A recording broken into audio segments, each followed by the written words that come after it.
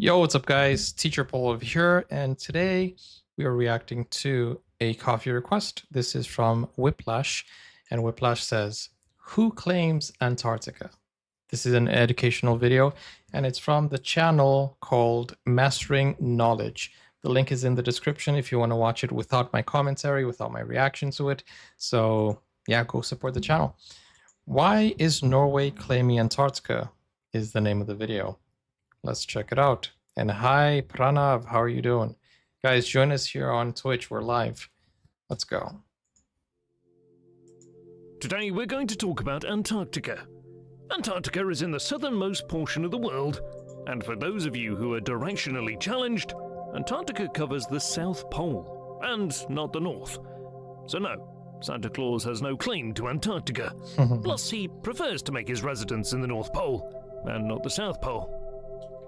Anyways, Antarctica is a continent, just like the continent you are sitting on as you watch this broadcast.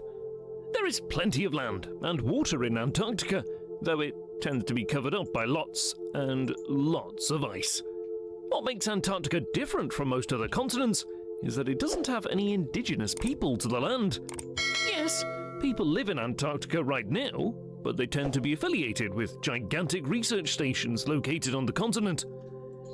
And they're just probably they're just probably temporary residents that come and go. It's like when you have like a like an assignment, you know. They just take you there, you do your job, and then you go. So it's not technically resident. It's just temporary. And are not considered indigenous, year-round inhabitants of the land. So that brings us to our next question. Just who owns Antarctica anyways? And why do they own it? And how did all this come to be? Well, first let's break down which countries claim which parts of this frozen continent. So starting from the far left of the map, we have Chile, followed by Argentina, Great Britain, then our beloved Norway, followed by Australia, France with a tiny piece of the pie, followed again by Australia. Everybody wants to own New Antarctica. Zealand. Then there is a fairly big slice of the pie that remains unclaimed to this day, and is the largest unclaimed landmass in the whole world. These land claims have been made for historical and geographic reasons, which we will get into. Yet almost none of these claims are recognized by any other countries, besides the ones who are currently claiming a piece of this beautifully frozen continent. Thank you for the request. But without further delay, let's try and understand each country's reasoning as to why they think they own a piece of Antarctica. Chile and Argentina. Both these countries state that their claims to territory in the Antarctic go back to the 1400s. Hansi, you'll be known as Trumpland soon enough. Yeah, if nobody's claiming it, then why not, right? Let's go and claim it. Put a flag there. But if you know a thing or two about history, you would say, but what? How is that possible? The Antarctic wasn't even discovered until a couple of hundred years later. And you would be correct. Antarctica was a long way from being discovered back in the 1400s. Well, let's work this out then. You see, both Chile and Argentina were colonized as a result of Spain and Portugal's competition to colonize the Americas. Well, Spain and Argentina were both part of the Spanish Empire, and Spain, back then, made a deal with Portugal to draw an imaginary line running from the northern part of the world all the way down to the southern tip. And that line of demarcation included lands that had yet to be discovered. When Chile and Argentina got their independence from the Spanish Empire, they both claimed that they had inherited this line of demarcation from their colonial masters, even land that was unclaimed. On top of that, like other countries, both Chile and Argentina share some history with coastal parts of Antarctica, as they were heavily involved in whaling and sealing operations.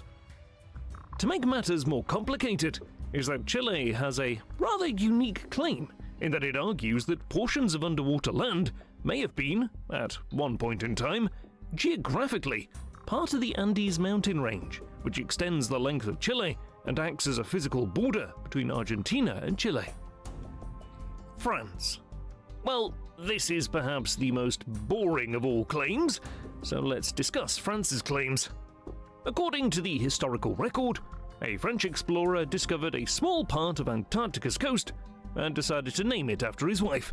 And Oh wait, I just remembered. We watch a video about Norway having an explorer that conquered the Antarctica, the South Pole and then the North Pole. So that's why they claim, because there was an explorer, the first one to cross, wasn't it? What was his name? thus we have Adeliland, as it's called. So essentially, some French dude Adeliland. discovers some tiny portion of Antarctica, named it after his wife, and went home. Enough That's said. it. Moving on. England. England was the earliest claimant of That's it for France. It was just that. He discovered a small part, named it after his wife, and went home. That's all. Moving on. England. I'm thinking about Amundsen, right? England was the earliest claimant of territory in the Antarctic back in 1908. The English had been running several expeditions at that time, including the unsuccessful Scott mission, and has a history of whaling and sealing in the islands just offshore of the icy continent. Perhaps that is why they claimed a portion of Antarctica that includes these islands. Can you imagine discovering Antarctica, like you're sailing and sailing, and then you suddenly find like a land full of ice and all the glaciers, and dude, imagine the first time seeing that and thinking, dude, where are we? That's crazy, right? Australia and New Zealand. Britain originally claimed the claims of these two countries, but in the course of decolonisation, the claim to these lands was transferred over to Australia and New Zealand in the 1920s and 30s. Dang, that was so recent. Here we go with the final piece of the pie. That is to say, the last Only country on our 120 list to lay claim to 100 Antarctica. years ago, 105 years First of ago. all, like the English, Norway had a tradition of whaling and sealing off the coast of the frozen continent. What makes Norway's claim particularly interesting is that Norwegian explorers, early in the century, had squared off with the British in an effort to reach the South Pole first. Amundsen. The head of Norway's expedition to the South Pole was an explorer named Roald Amundsen.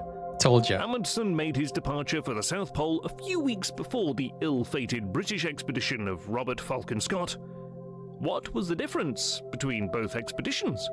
They both made the 900-mile journey to the South Pole from different starting points, but both points were of approximately equal distance. Amundsen made it to the South Pole first, 5 weeks before the Scott expedition, and utilised dogs, skis, and other winter methods and equipment to transport him and his crew. On the other hand, But he Scott kept going. used ponies and a relentless amount of Ponies? human pushing and pulling to make his way to the pole. Once he arrived, again 5 weeks after Amundsen, he snapped a quick picture of him and some of his crew by And a left. tent. At first glance, the image appears to be one of the British planting their flag, but when you look closely, you see a Norwegian flag flying high over a previously erected tent. Later historical documentation would reveal that Scott was taking a picture with his crew at the South Pole and in front of the Norwegian flag as an acknowledgement that Amundsen, and not him, was the first person to reach the pole. Unfortunately Nice. for Scott and his crew, they succumbed to frigid temperatures and What? weather just 11 No. miles away from a resupply outpost that would have saved their lives. Following No, World War man. II, the US became more interested in what was happening in the Antarctic, Of as course. did the Soviet Of course Union they did.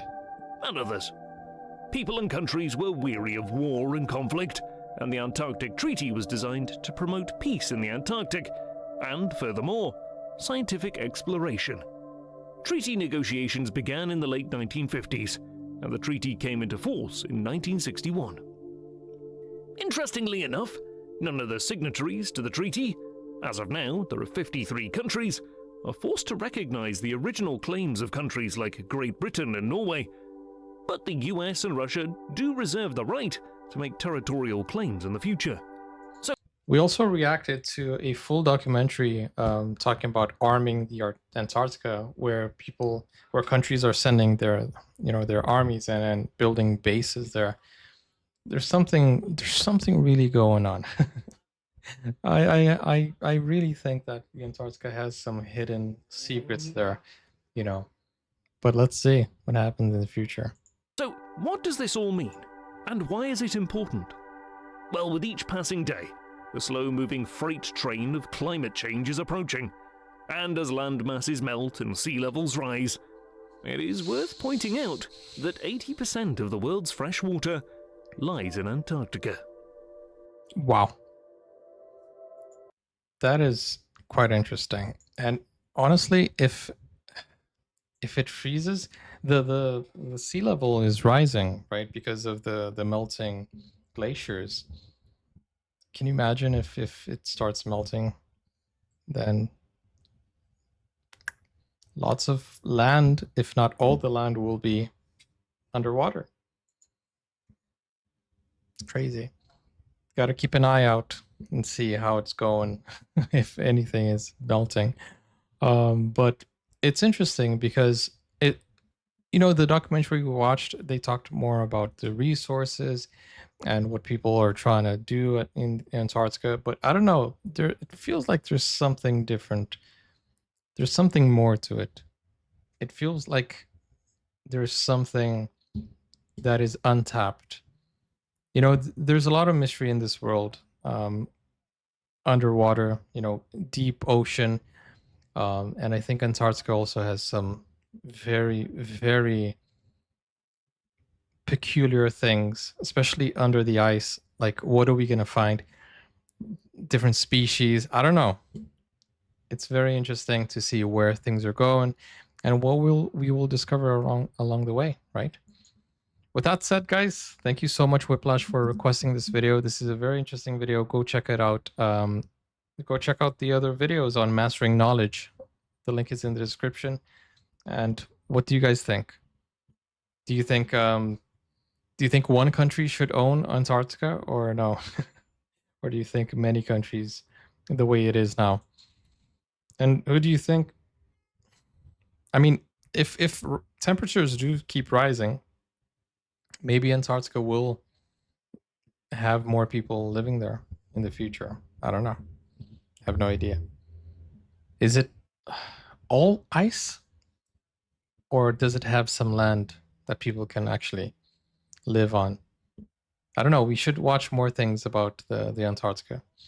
Of course, it holds the secret entrance to the hollow earth where the lizard people live. 100%. Yeah. Maybe the ice trolls also. That's why Norway is invested in it. If the ice in Antarctica melts, the land mass there will actually rise as it's weighed down by the ice now. Ah, it makes sense. Even northern parts of Norway is still rising after the ice is from 10,000 years ago. Interesting. Very interesting. And hi, Crowsmar. Okay, guys, thank you for watching. Let me know your thoughts in the comments down below. And let me know if you have more information. Do you think there are hidden secrets or no? Or do you think it's just conspiracy? Join me on Twitch. Click over here for more educational videos, and I'll see you soon. Take care. Bye-bye.